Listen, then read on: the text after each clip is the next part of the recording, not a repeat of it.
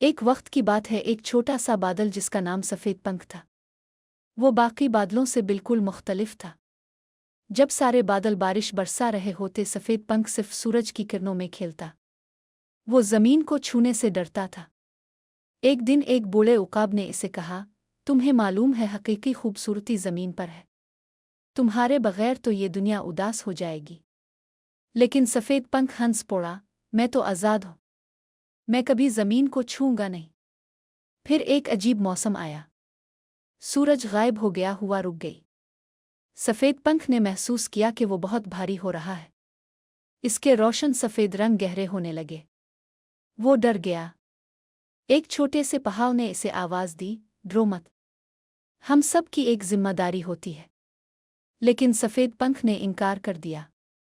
وہ اور اوپر اڑنے کی کوشش کرنے لگا، مگر وہ اور بھاری ہوتا گیا۔ آخرکار وہ ایک ننھے سے بیج پر جا گرا جو سورج کی تلاش میں تھا۔ تم کون ہو؟ بیج نے پوچھا۔ میں ایک بادل ہوں، سفید پنکھ نے کہا۔ تو پھر تم وہی ہو جس کا میں انتظار کر رہا تھا، بیج خوش ہوا۔ سفید پنکھ نے محسوس کیا کہ وہ پگھل رہا ہے۔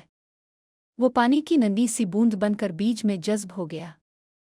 اسے لگا کہ یہ اس کا اختتام ہے۔ لیکن پھر ایک عجیب بات ہوئی۔ اس نے محسوس کیا کہ وہ اب بھی زندہ ہے، مگر ایک نئی شکل میں۔ وہ اب ایک ننھے پودے میں تبدیل ہو چکا تھا جو زمین سے باہر نکل رہا تھا۔ دن گزرتے گئے اور وہ پودا ایک خوبصورت درخت بن گیا۔ پرندے اس پر گانے لگے، مسافر اس کے سائے میں آرام کرنے لگے۔ ایک دن وہی بوڑھا عقاب واپس آیا۔ اس نے درخت کو دیکھا اور مسکرایا، تم نے آخرکار اپنی حقیقی طاقت کو پا لیا۔ سفید پنکھ نے محسوس کیا کہ وہ پہلے سے کہیں زیادہ آزاد ہے۔